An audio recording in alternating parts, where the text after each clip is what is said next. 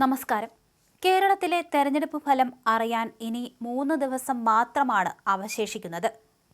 പെട്ടി പൊട്ടിക്കുന്നതിനായുള്ള കാത്തിരിപ്പിലാണ് മലയാളികൾ. ഇതുവരെ പുറത്തുവന്ന എക്സിറ്റ് പോൾ ഫലങ്ങളെല്ലാം തന്നെ UDFന് ഭരണം പ്രവചിക്കുന്നതാണ്. ഈ ഒരു പശ്ചാത്തലത്തിൽ മറുനാടൻ മലയാളിയും എക്സിറ്റ് പോൾ ഫലം പുറത്തുവിടുകയാണ്. പിണറായി സർക്കാരിനെതിരെ ശക്തമായ ഭരണവിരുദ്ധ വികാരം അലയടിക്കുന്നുവെന്നും UDF വൻ മുന്നേറ്റത്തോടെ അധികാരം തിരിച്ചു പിടിക്കുമെന്നാണ് മറുനാടൻ എക്സിറ്റ് പോൾ സർവേ ഫലം വ്യക്തമാക്കുന്നത്.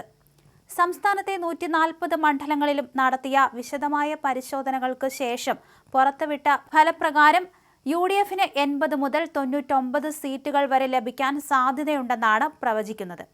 ഇടതുമുന്നണിക്ക് 37 മുതൽ 57 സീറ്റുകൾ വരെ മാത്രമേ ലഭിക്കൂ എന്നാണ് പ്രവചനം. BJP ഇത്തവണ നിയമസഭയിൽ അക്കൗണ്ട് തുറക്കുമെന്നും 2 മുതൽ 4 സീറ്റുകൾ വരെ NDAക്ക് ലഭിക്കുമെന്നും സർവേ ചൂണ്ടിക്കാണിക്കുന്നുണ്ട്. ശക്തി കേന്ദ്രങ്ങളിൽ കത്തിക്കയറി UDFന്റെ ശക്തി കേന്ദ്രങ്ങളിൽ അഭൂതപൂർവമായ നേട്ടമാണ് UDF നേടുക.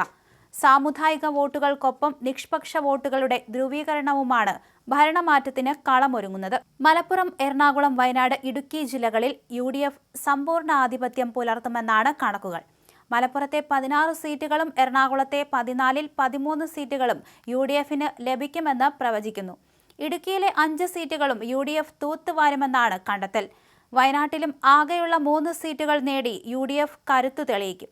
വടക്കൻ കേരളത്തിലും മധ്യ കേരളത്തിലും LDFന് വലിയ തിരിച്ചടിയാണ് നേരിടേണ്ടി വരുന്നത്. കോഴിക്കോട് ജില്ലയിൽ 13 മുതൽ 8 സീറ്റുകൾ നേടി UDF വൻ അട്ടിമറി നടത്തും. കോട്ടയത്തും ആലപ്പുഴയിലും പത്തനംതിട്ടയിലും UDF മുന്നേറ്റം പ്രകടമാണ്. പത്തനംതിട്ടയിൽ 3 സീറ്റും കൊല്ലത്ത് 5 സീറ്റും തിരുവനന്തപുരത്ത് 3 സീറ്റും UDF ഉറപ്പിച്ചു കഴിഞ്ഞു. തൃശൂരിലും പാലക്കാടും 4 വീതം സീറ്റുകളിൽ UDF വിജയം കാണും. അതേസമയം ഭരണ തുടർച്ചയെന്ന LDF മോഹങ്ങൾക്ക് തിരിച്ചടിയായി അവരുടെ പരമ്പരാഗത കോട്ടകളിൽ പോലും വിള്ളൽ വീണിരിക്കുകയാണ്. കണ്ണൂർ ജില്ലയിൽ മാത്രമാണ് ഇടതുമുന്നണിക്ക് നേരിയ മേൽക്കൈ ഉള്ളത്. കണ്ണൂരിലെ 5 സീറ്റുകൾ LDFന് ലഭിക്കുമെന്ന് പ്രവചിക്കുമ്പോഴും വടക്കൻ മലബാറിൽ ഇത്തവണ കനത്ത പോരാട്ടമാണ്. കാസർഗോഡ് 1-ലും പാലക്കാടും തൃശൂരിലും 6 വീതം സീറ്റുകളിലും LDF ജയിക്കാം. എന്നാൽ മലപ്പുറത്തും വയനാട്ടിലും ഇടുക്കിയിലും 1 സീറ്റ് പോലും ലഭിക്കില്ല എന്നത് CPMനെ സംബന്ധിച്ചിടത്തോളം കനത്ത പ്രഹരമാണ്. തിരുവനന്തപുരത്ത് 6 സീറ്റുകൾ നേടി LDF പൊരുതി നിൽക്കുമെന്നാണ് കണക്കാക്കുന്നത്. എറണാകുളത്ത് 1 സീറ്റിൽ ഒതുങ്ങേണ്ടി വരുന്നതും കോട്ടയത്ത് 2 സീറ്റിലേക്ക് ചുരുങ്ങുന്നതും ഇടതുമുന്നണിയുടെ തകർച്ചയുടെ ആഴം വ്യക്തമാക്കുന്നു. കൊല്ലത്ത് 3 സീറ്റും ആലപ്പുഴയിൽ 3 സീറ്റും പത്തനംതിട്ടയിൽ 1 സീറ്റും മാത്രമാണ് LDFന് ലഭിക്കാൻ സാധ്യതയുള്ളത്. BJPയുടെ നേതൃത്വത്തിലുള്ള NDA ഇത്തവണ നിയമസഭയിലേക്ക് തിരിച്ചെത്തുമെന്നതാണ് മറ്റൊരു സുപ്രധാന പ്രവചനം. 2 മുതൽ 4 സീറ്റുകൾ വരെ നേടിക്കൊണ്ട് NDA ഇത്തവണ കറുത്ത കുതിരകളാകും. മറ്റ് പല സീറ്റുകളിലും BJP മുന്നേറ്റം നടത്തും. തിരുവനന്തപുരം, തൃശൂർ, പാലക്കാട് ജില്ലകളിലെ ചില മണ്ഡലങ്ങളിൽ BJPക്ക് വലിയ വോട്ട് വർധനവ് രേഖപ്പെടുത്തിയിട്ടുണ്ട്. BJPയുടെ ഈ മുന്നേറ്റം ഇടത് വലത് മുന്നണികളുടെ വോട്ട് ബാങ്കുകളിൽ വലിയ വിള്ളൽ വീഴ്ത്തിയിട്ടുണ്ട്. സംസ്ഥാനത്ത് 21 മണ്ഡലങ്ങളിൽ പ്രവചനാതീതമായ കടുത്ത മത്സരമാണ് നടക്കുന്നത്. ഈ മണ്ഡലങ്ങളിലെ ഫലം ആർക്കനുകൂലമാകും എന്നത് അവസാന നിമിഷം വരെ സസ്പെൻസ് നിറച്ചു നിൽക്കുന്നു. കാസർഗോഡ് ജില്ലയിലെ ഉദുമ, തൃക്കരിപ്പൂർ മണ്ഡലങ്ങളിൽ ഫലം എങ്ങോട്ടും അറിയാം.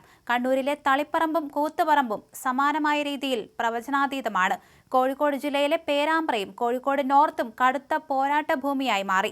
പാലക്കാട് ജില്ലയിലെ പട്ടാമ്പിയും കോങ്ങാടും തൃശൂരിലെ ഗുരുവായൂർ, വടക്കാഞ്ചേരി, കൊടുങ്ങല്ലൂർ മണ്ഡലങ്ങളും ഭാഗ്യ പരീക്ഷണത്തിലാണ്. ഈ മണ്ഡലങ്ങളിലെ നിഷ്പക്ഷ വോട്ടുകൾ ആർക്കൊപ്പം നിൽക്കും എന്നത് നിർണായകമാകും. കോട്ടയത്ത് KM മാണിയുടെ കോട്ടയായിരുന്ന പാലായും PC ജോർജ് മത്സരിക്കുന്ന പൂഞ്ഞാറും ഇത്തവണ ആകാംക്ഷയുടെ മുനയിലാണ്. ആലപ്പുഴ മണ്ഡലത്തിലെ പോരാട്ടവും ഏറെ ശ്രദ്ധേയമാണ്.